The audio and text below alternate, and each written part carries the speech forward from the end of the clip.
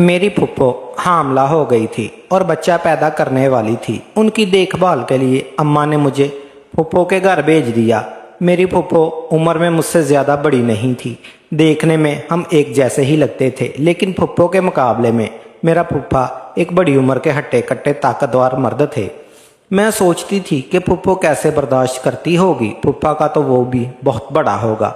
फुप्पो के घर रहते हुए मुझे काफ़ी दिन हो गए थे। एक रात खाने के बाद मैं किचन में बर्तन धोकर अपने बेडरूम में आई तो सोचा कि नहा धोकर थोड़ा फ्रेश होकर सोती हूँ।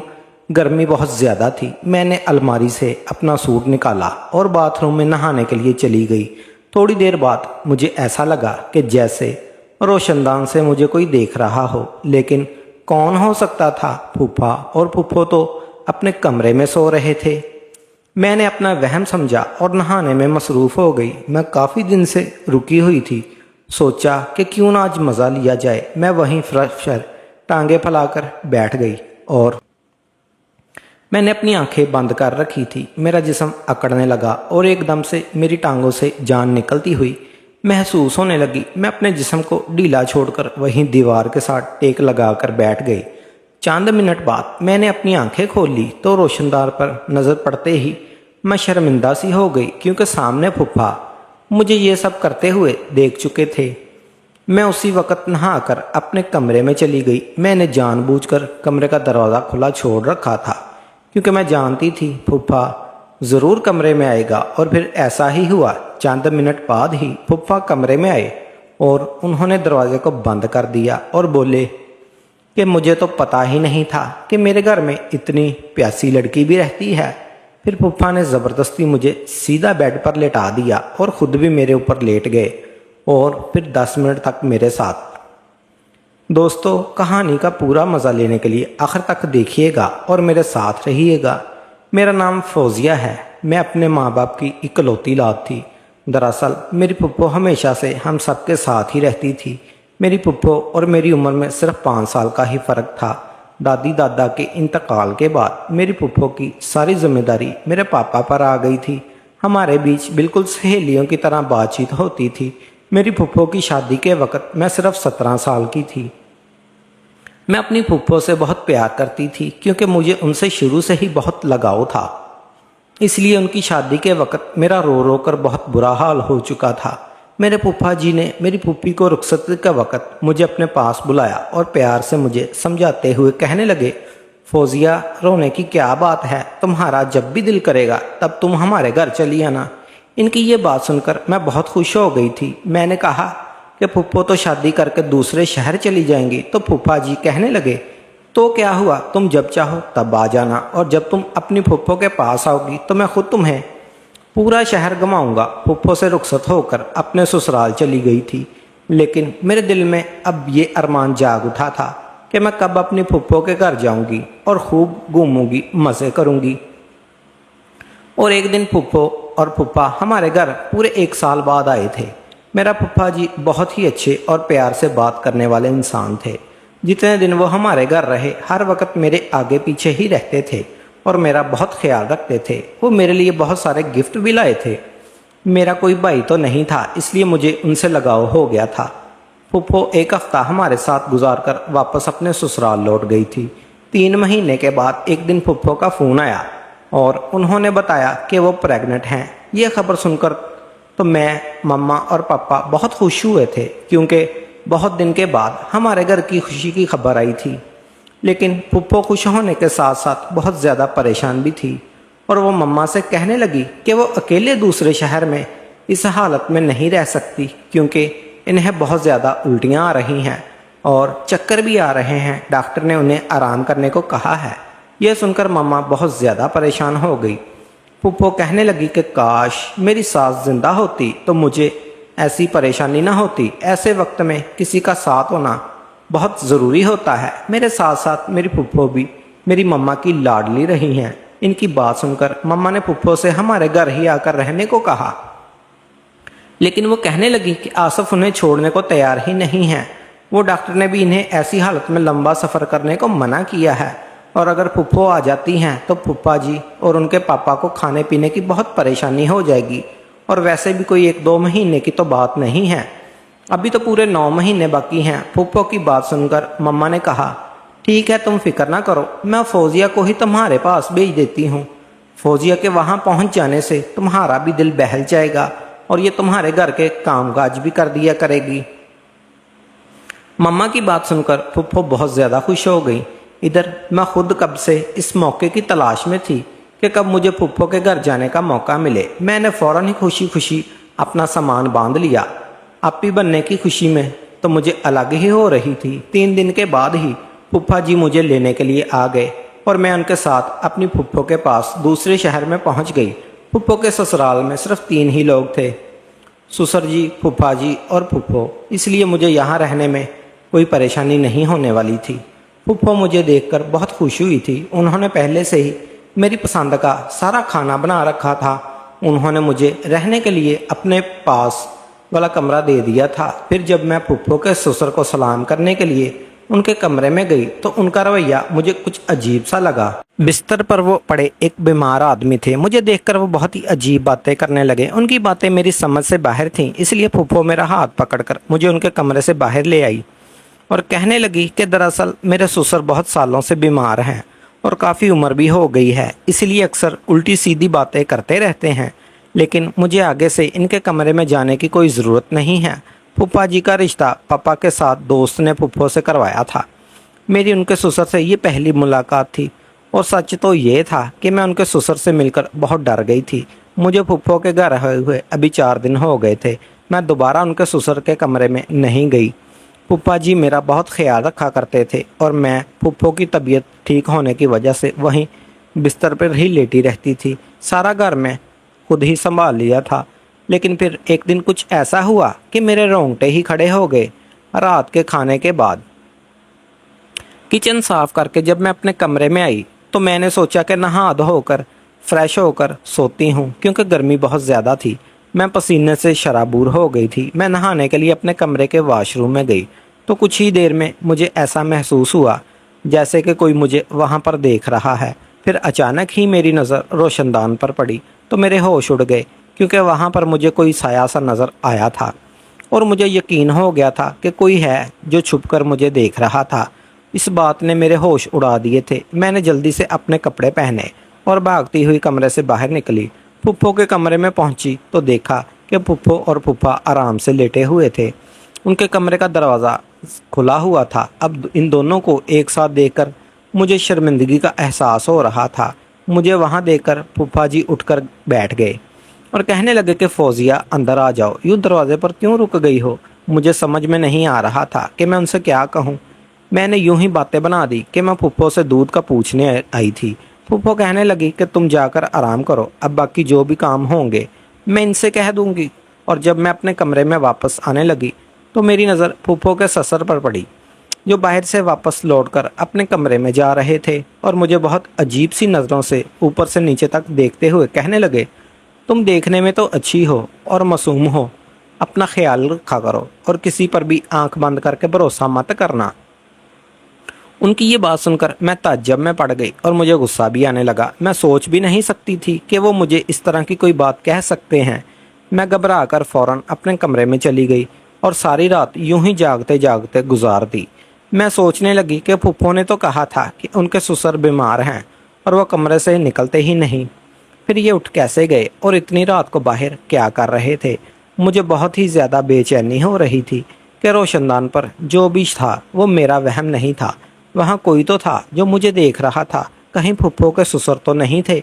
इस सवाल ने मुझे परेशान कर दिया था। मेरी सारी रात जागती जागती आंखों में गुजर गई। अगले दिन सुबह फूफा जी ऑफिस जाते हुए कहने लगे, मैं शाम को जल्दी आ जाऊंगा और तुम्हें शॉपिंग के लिए बाजार लेकर जाऊंगा, तुम शाम को तैयार रहना। यह कहते कहते अचानक ही उन्होंने मेरे करीब आकर मेरे गाल पर हाथ फेरा और ऑफिस के लिए निकल गए। उनके अंदाज पर मैं चौंक गई थी।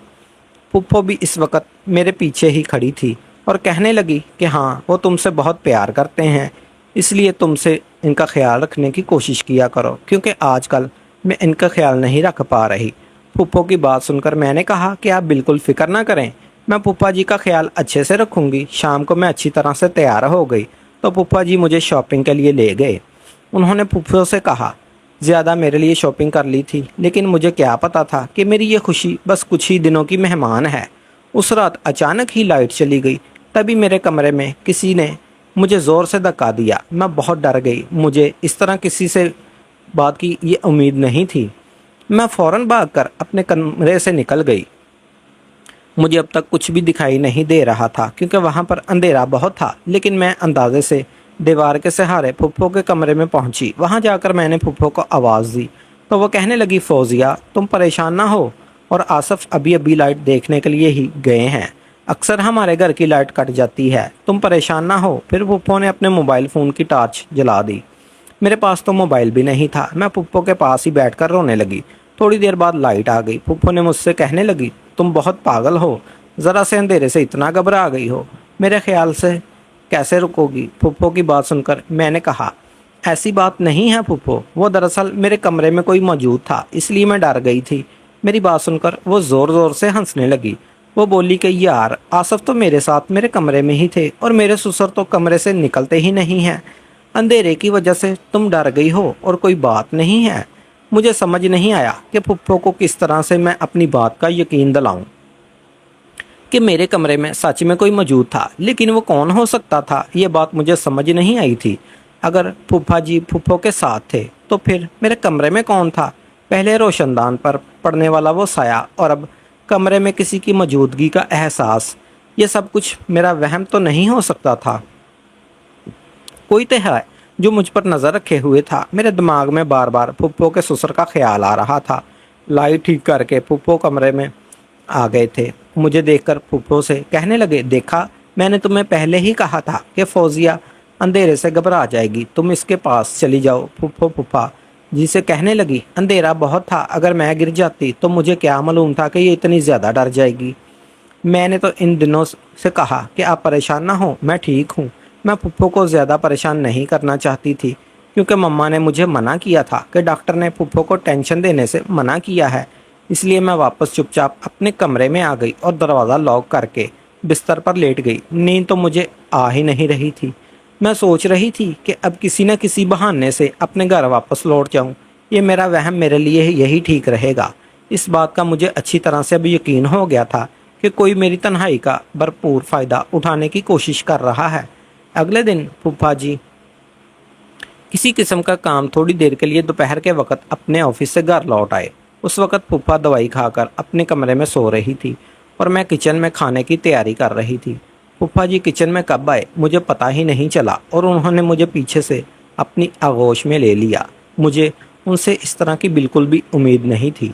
मैं हड़बड़ाकर उनकी कैद से बाहर निकलने की कोशिश करने लगी। मेरी आवाज़ मेरे गले में ही रह गई थी और मैं कुछ कह भी नहीं पा रही थी। फिर फूफा जी ने मुझे ज़बरदस्ती ज़मीन पर लटा दिया और कहने लगे, तुम इतनी खूबसूरत हो कि तुमसे नज़र हटाने को दिल ही नहीं करता और तुम नहाते हुए भी बहुत ही खूबसूरत लगती हो। मेरे मोबाइल में तुम्हारे।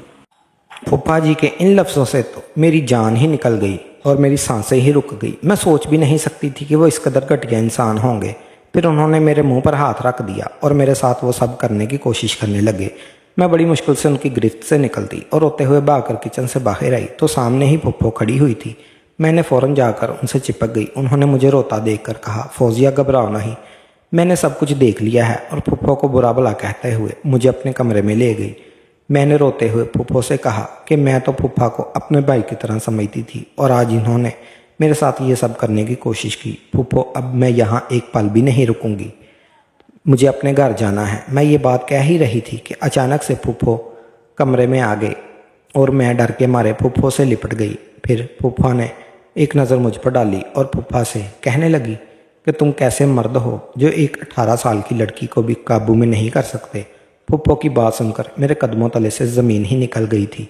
मैंने हैरानी से फूफो से पूछा कि आप ये क्या कह रही हैं। फूफो के चेहरे पर एक अजीब सी मुस्कुराहट आ गई। मैं हैरानी से फूफो को देख रही थी।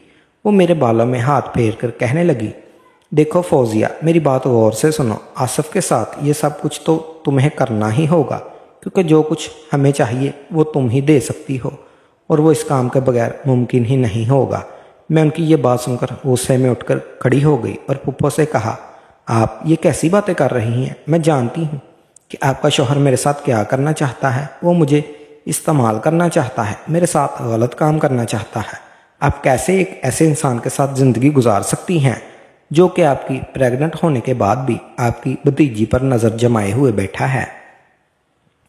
ऐसा इंसान आपको और आपको बच्चे को सारी ज़िंदगी क्या देगा। मेरी बात सुनकर फुप्पो कहने लगी, तुमको आसफ के साथ ये सब कुछ करना होगा वरना वो कभी बाप नहीं बन सकते। फुप्पो की बात सुनकर मैंने कहा, आप ये कैसी बातें कर रही हैं, आप हामला हैं और फूफा जी बाप बनने वाले हैं। फुप्पो ने कहा, नहीं मैं माँ नहीं बन सकती। यही बात पता चलने पर तो मैं तुम्हें यहाँ बुलाया था ताकि तुम आकर मुझे और आसफ को एक बच्चा दे सको। आसफ किसी और का बच्चा गोद नहीं लेना चाहते थे, इन्हें अपना ही बच्चा चाहिए था। इसलिए मेरे पास इससे ज़्यादा आसान रास्ता और कोई नहीं था, क्योंकि मैं किसी दूसरी औरत को अपनी सौतन तो बनाकर नहीं लाना चाहती थी। इसलिए मैंने फैसला किया कि मैं इस मकसद के लिए तुम्हें कुर्बान कर दूं। वैसे भी तुम मेरी सगी भतीजी तो हो नहीं जो मैं तुम पर तरस खाऊं। मैं आसफ से बहुत मोहब्बत करती हूं और इससे किसी भी कीमत पर छोड़ना नहीं चाहती। इसलिए मैं चाहती हूं कि तुम मेरी और हमारी कमी को पूरा कर दो और हमें एक बच्चा दे दो। ये बात करके उन दोनों ने ज़बरदस्ती मेरे हाथ पांव बेड से बांधकर मेरे मुंह पर टेप लगा दी। फिर उस दरिंदे ने मेरी इज्जत के साथ खेलना शुरू कर दिया और फिर मेरी फुप्पो अपने सामने मेरी ज़िंदगी बर्बाद होते हुए देख रही थी। वो शख्स मेरी फुप्पो के सामने मेरे साथ वो सब कुछ कर रहा था और मेरी फुप्पो मेरे साथ ये सब कुछ होता अपनी आंखों से देखते हुए मुस्कुरा रही थी। मैं तो अब तक फुप्पो जी को अपना ही दुश्मन समझ रही थी, लेकिन मेरी फुप्पो भी इस गंदे खेल में बराबर की हिस्सेदार थी।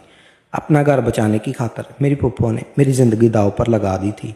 जब उस शख्स ने मेरे साथ वो सब कुछ कर लिया तो फुप्पो कहने लगी, अगर इस बात का किसी को बताया तो वो तुम्हारी ज़िंदगी का आखिरी दिन होगा। जब तुम बच्चा ना पैदा हो तुम यहीं रहना पड़ेगा। इस तरह वो दोनों अपने मकसद में कामयाब हो गए और मेरी ज़िंदगी बर्बाद हो गई। फिर 9 महीने बाद फुप्पो की बजाय मैंने बच्चे को जन्म दिया।